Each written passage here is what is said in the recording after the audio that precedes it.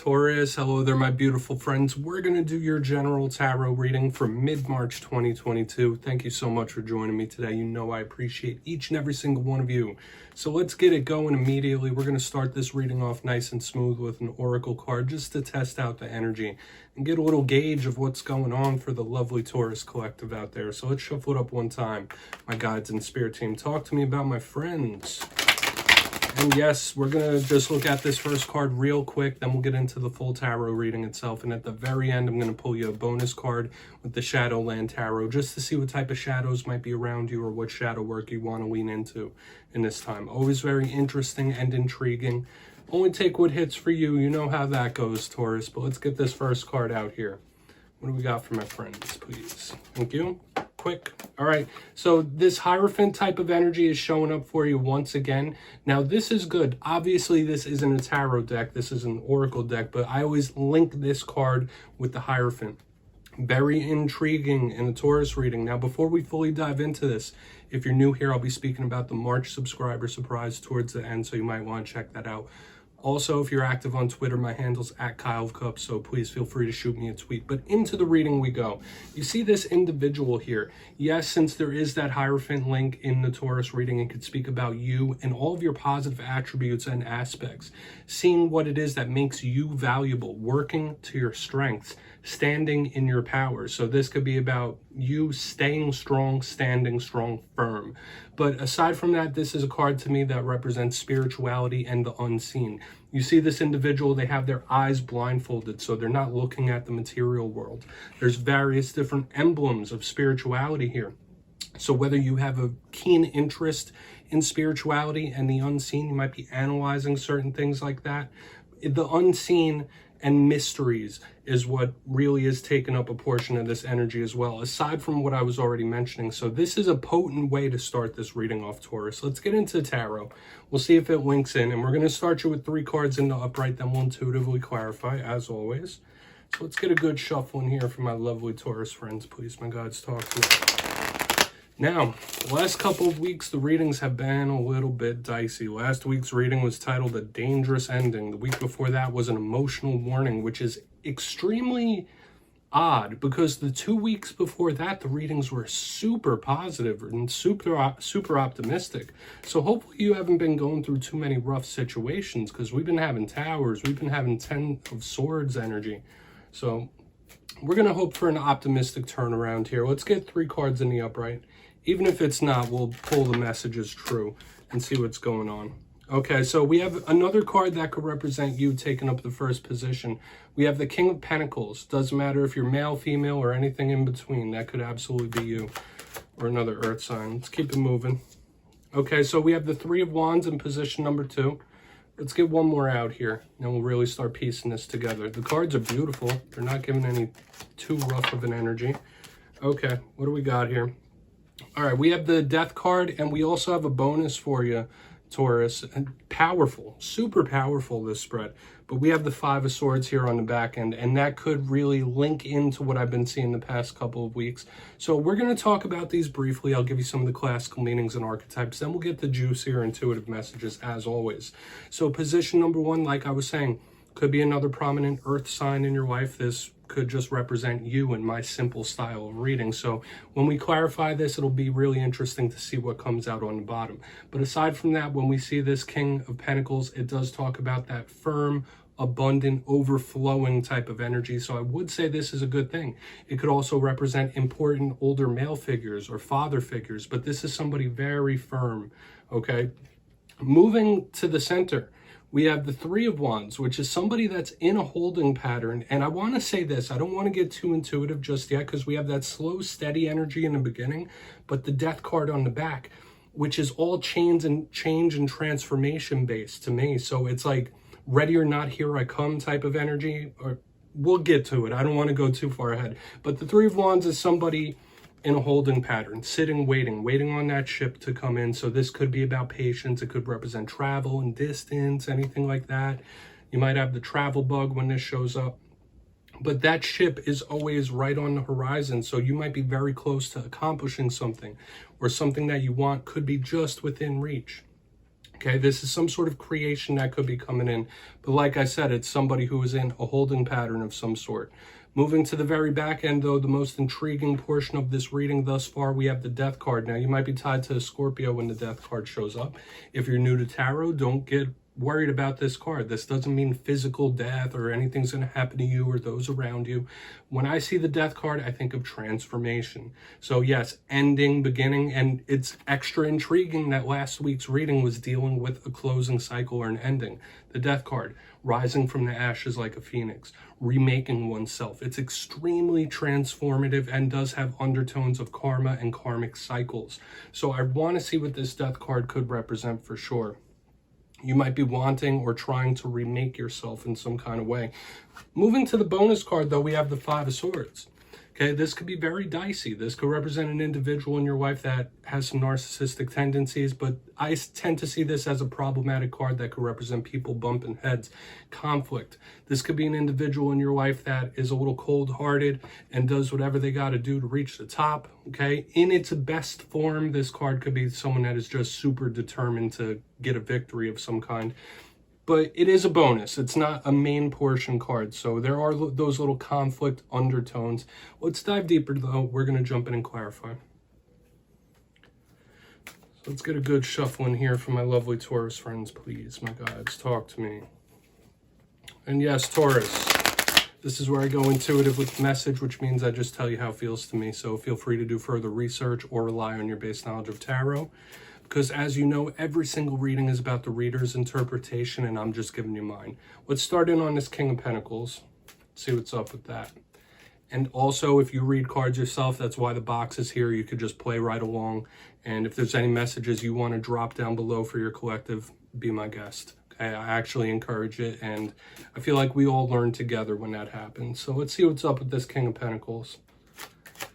Why is this King of Pentacles here? Thank you. Beautiful. All right, this is nice. We have the Ace of Pentacles in the upright under the King of Pentacles, and this is a nice positive shift from what we've been seeing the past couple of weeks for sure. All aces are opportunities, but the Ace of Pentacles is a golden opportunity. So maybe some of you do feel like, hey, something's coming down the pipeline or something's going to shift in a good way. But like I've been saying last week and the week before that, we were talking about possible cycles closing, cycles ending. All aces are the beginning of a new cycle. So you could be moving into something very, very optimistic here. Something could just fall into your lap. Like something really good could just like plop into your lap. If this isn't just you being in a much better place, in a much better mood, and seeing the optimistic side of things, there could be some sort of golden opportunity or a win or a victory here when I see the Ace of Pentacles under this King of Pentacles. Good. Good influx of money is possible as well, so there might be good gains in that realm. We're going to keep it moving. But yeah, wins and victories come in all different shapes and sizes. I always say that. But let's see what's up with this Three of Wands. Why is this Three of Wands here? What's going on here with Taurus, please? Thank you. All right, yeah, we have the Nine of Swords in the upright under this Three of Wands. Yeah, the fire-air combination, there could still be a little volatility happening around you or going on around you. This could be an individual in your life that is suffering from a bit of anxiety. And it's interesting, if you look down at this, everyone knows the Nine of Swords is somebody who is nervous or having trouble sleeping or that anxiety-ridden type of vibe. It looks like this person on the Three of Wands is meditating on a cliff. So whether that's you or someone else around you trying to get a hold of those types of issues, trying to keep themselves calm, woo-saw type of energy, I feel like this is improvement nonetheless from what we've been seeing. But there could just be a little bit of a high-strung tension around. Even though we do have some good optimism, there's a little anxiety, there's a little nervousness here. Hopefully you're not having issues sleeping at night, though. That, for some of you, that could just be the simplistic thing. It could also represent the paranormal. So ever since the beginning, we were talking about the unseen world. This is one of my cards of the paranormal. So you could be experiencing various different paranormal phenomenon with that.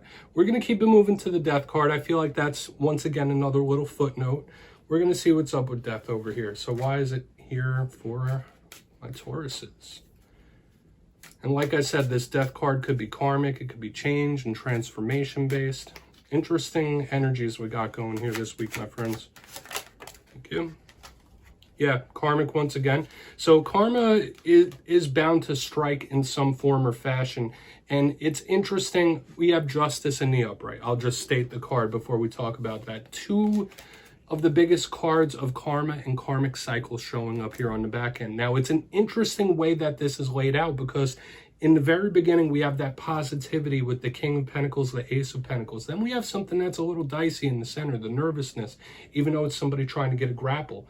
Double dose of karma right here. So in the most optimistic sense, this could be a good karmic reward coming your way. Hey, maybe you have dealings with a Libra, but I feel like this is more focused on the karmic cycles, karmic shifts of life. But it just felt like to me when that justice card came out, it's like, all right, well, you didn't get it with the death card. Karma is going to strike in some form or fashion. It could be the more optimistic one, or it could be the more pessimistic one. You attach it to your story, whether it's an individual you're attached to or for you. I mean, I do always say you reap what you sow. What you put forth, you get back in return. And with the death card and justice here, it's like things can be rectified. Things will be made right in some way, whether you see it or whether you don't. Okay, big karmic energy.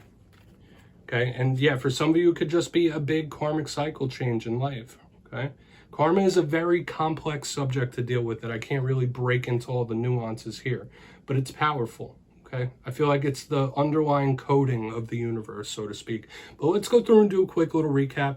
Then we'll get into the shadow card. In position number one, we have a lot of positivity here with the King of Pentacles and the Ace of Pentacles in the upright. Good golden opportunities. I said things might be flowing towards you very easily. The energy of wins and victories here ties in with the karmic reward I was speaking about on the back end. There could be a nice influx of money or work situations here. Moving to the center, we have the fire-air combination of the Three of Wands and the Nine of Swords. So this is somebody either trying to get control of those, those nervous tensions and anxieties, but there was that underlying tension showing up here that there might be either you or an individual around you that is having anxious, sleep, nervous issues here. On the back end, we have the Death card, we have the Justice card in the upright. So yeah, Scorpio, Libra, but also the huge karmic energy. And like I said, it was like karma will strike one way or another. Things can and will be rectified one way or another showing up here. So whether it's you receiving a karmic layup from the universe, a karmic reward, or somebody catching a rougher dose, it's here, and I really can't argue against that fact. So please take a screenshot if you'd like. We're going to get into the bonus card, the shadow card. I would say it's not as rough as the reading was last week, which is a good thing. Let's see what we got here for the Taurus collective. At least it's not a warning like the past couple of weeks have been. But yeah, we're just going to take a quick look here with the Shadowland Tarot. We're just going to get one card. And even if it's a positive card, we're going to look at the rougher, darker underbelly of it. So that's what we want to do with shadows. So what shadows are for Taurus? Okay, thank you. All right, so we have the Ten of Cups, and usually this is one of the most optimistic, positive cards in the deck, but just like every single tarot card, it's a double-edged sword. They both have two messages they can contain. Now, the rougher side of the Ten of Cups could speak about not counting your chickens before they hatch. Don't celebrate something unless you have it in hand. But another thing with this is overindulgences. So you're going to want to watch in this time, whether it's something that you've done in the past, overindulged with certain things, and you just fit it to your story. The Ten of Cups is a shadow in regards to overindulgences of any kind. So this is Spirit asking you to have a little temperance in whatever capacity that this would hit for. Once again, not treacherous, not terrible, but that is the shadow that you might want to work on. So yeah, Taurus, that's what I have for you this week, my beautiful friends. Don't click away just yet, though. I'm going to give you the details of the March subscriber surprise. If you got your name in for the February subscriber surprise, the winners will be posted in the community tab March 1st. But for the March subscriber surprise, I'm giving away 2 copies of the beautiful Gilded Tarot Royale. It's one of my favorite decks. So if you'd like to get your name for this, it's 2 simple things. As always, my friends, first, you must be subscribed. And second, let me know down in the comments what zodiac sign vibes best with you. It has to be a different one than your own, though. So drop that in the comments. You'll be entered to win. And that's it. At the end of March, going into April, I'll announce the winners. As always, my friends, much love to you, and I'll see you next time.